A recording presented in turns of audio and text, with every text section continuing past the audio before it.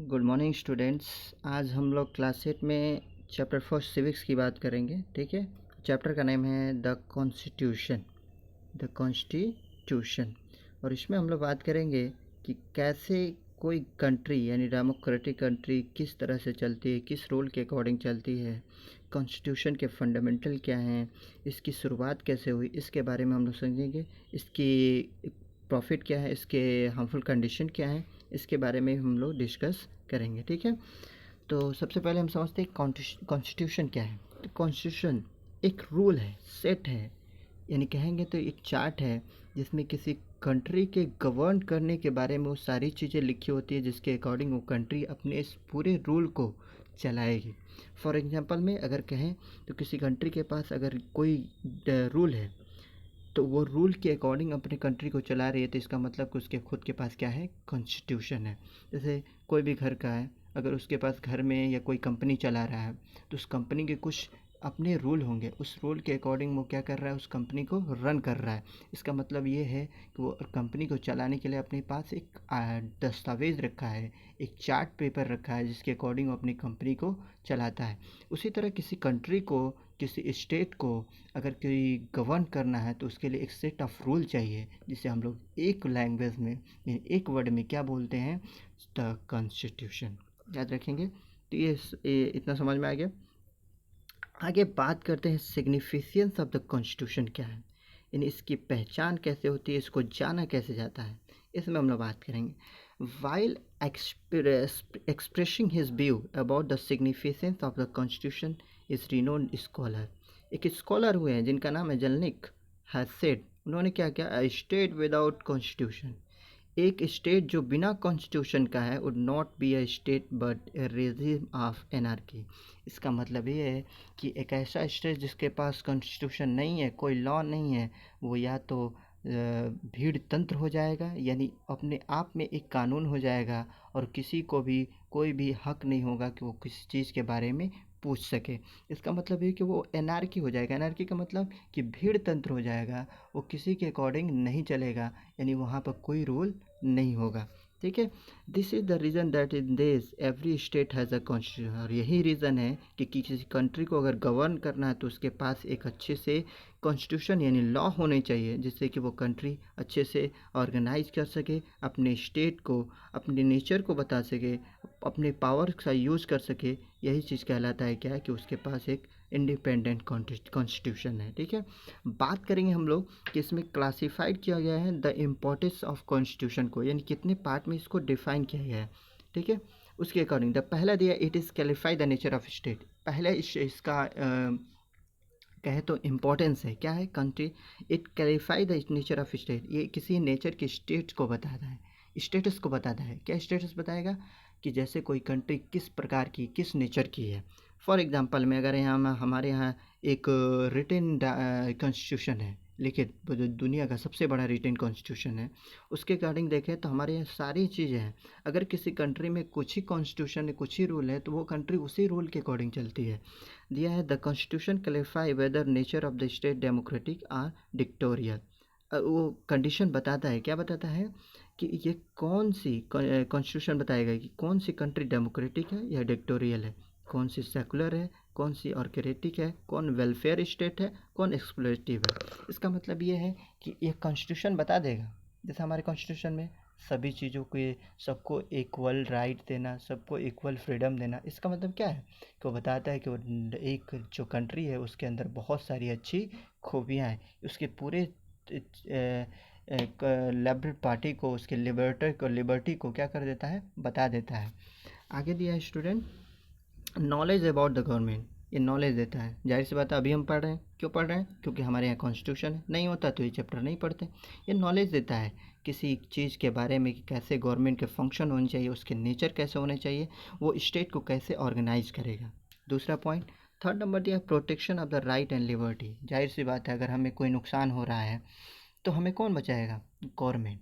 लेकिन गवर्नमेंट कैसे बचाएगी, तो वो सहारा लेगी किसका, वहाँ पर जो रूल होगा। अगर गवर्नमेंट के यहाँ कोई रूल नहीं है तो क्या करेगा, अपने अकॉर्डिंग अपने हमको सहारा देगा। ठीक है, उसको मन करेगा तो देगा, नहीं करेगा तो नहीं देगा। इसका मतलब क्या है, वो हमें राइट देता है, लिबर्टी भी देता है। राइट का मतलब अधिकार देता है, जैसे हमें कहीं भी घूमने की आज़ादी है, ये कौन कहता है, कॉन्स्टिट्यूशन।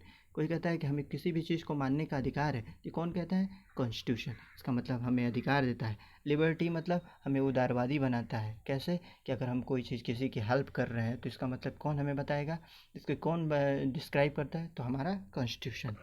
आगे दिया है check on the misuse of power.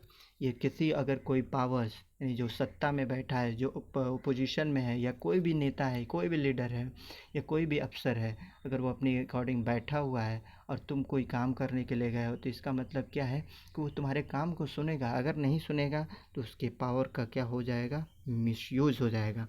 और उस मिसयूज़ को हटाने का काम कौन करेगा, कॉन्स्टिट्यूशन। You have understood. इसका मतलब कॉन्स्टिट्यूशन ये 4 चीज़ों को डिस्क्राइब करता है। आगे दिया है स्टूडेंट,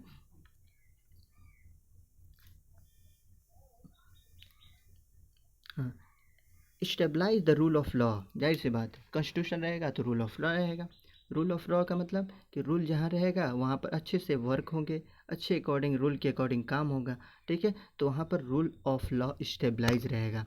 अगर कॉन्स्टिट्यूशन नहीं रहेगा तो कोई भी कहेगा कहाँ लिखा है, दिखाइए हमें, तो नहीं दिखा पाएंगे। इसका मतलब लिखा रहेगा तो हम किसी कोर्ट में या किसी में हम उसको बता सकते हैं, हाँ कि यहाँ पे लिखा हुआ है, हमें यह अधिकार यानी हमें यह राइट मिलना चाहिए, यहाँ पे ये लॉ लगने चाहिए। ठीक है, आगे हम लोग बात करेंगे। समझाने का मेन उद्देश्य यही था, एम यही था कि हम लोग इंडियन कॉन्स्टिट्यूशन को कैसे समझेंगे।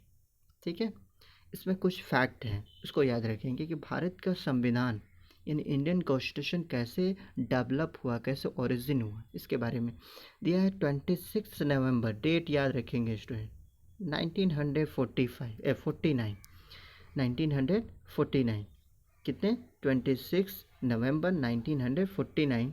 इन्फोर्स, कॉन्स्टिट्यूशन इन्फोर्स हुआ 26 जनवरी को। लिख कर स्टार्ट कब हुआ स्टूडेंट, यानी कॉन्स्टिट्यूशन हमारा मोहर कब लग चुका था, यानी जो सारी चीज़ें थी वो कब लग चुकी थी, मोहर लग चुकी थी। कब, तो 26 नवंबर 1949 को पूरा संविधान लिखा जा चुका था। लेकिन बहुत सारे पूरे स्टेट में, इतने बड़े पूरे इंडिया में इसको लागू कब किया गया, यानी इसको इन्फोर्स कब किया गया, तो 26 जनवरी 1950 को। ये याद रखेंगे। This mark and the end of the era in which India had been governed by the act of British Parliament। और जैसे ही कॉन्स्टिट्यूशन आया उसी तरह से ब्रिटिश रूल क्या हो गया, पूरी तरह से ख़त्म हो गया, यानी एंड हो गया, पूरा कॉलोनिज्म उसका एंड हो गया। ये थे सिग्निफिकेंस। ठीक है, दो चीज़ें इसमें डेट याद रखेंगे, इम्पोर्टेंस है। वो इम्पोर्टेंट है कि संविधान कब पूरी तरह से बन चुका था, यानी प्रिपेयर्ड हो चुका था, कब, तो याद रखेंगे किस डेट को, 26 नवंबर 1949 को। इन्फोर्स कब हुआ, लागू कब हुआ, तो 26 जनवरी 1915 को। इसीलिए इसी दिन कहा जा सकता है कि इंडिया क्या हो गया, पूरी तरह से रिपब्लिक। क्या हो गया, रिपब्लिक। इसीलिए इस दिन हम क्या मनाते हैं, रिपब्लिक डे। क्या मनाते हैं, रिपब्लिक डे। ठीक है, आई बात समझ में, यानी पब्लिक का फिर से शासन आ गया, यानी रिपब्लिक वहाँ पर क्या हो गई, स्टेबलाइज हो गई। एंड ऑफ ब्रिटिश रूल हो गया, यानी ब्रिटिश पार्लियामेंट रूल हमेशा के लिए ख़त्म हो गया। बात करेंगे स्ट्रगल फॉर, कैसे स्ट्रगल हुआ कॉन्स्टिट्यूशन के लिए हमारे देश में। पहले दिया है कंप्लीट इंडिपेंडेंस। कब कंप्लीट इंडिपेंडेंस, कब हमें घोषणा कब हुई, इसको बोला जाता है पूर्ण स्वराज, यानी पूरी तरह से घोषणा कब हुई। जो हमारे मेंबर्स थे, जो हमारे फ्रीडम फाइटर थे, उन्होंने कब इसको डिक्लेयर किया। तो बात करते हैं हम लोग 15 अगस्त 1947 को। British rule in India came into end of A prolonged struggle, यानी काफ़ी लंबे स्ट्रगल के बाद हमें 15 अगस्त 1947 को ब्रिटिश रूल से क्या मिल गया, आज़ादी। It was an 26 January 1950 when the in 1930 when the Congress declared पूर्ण स्वराज।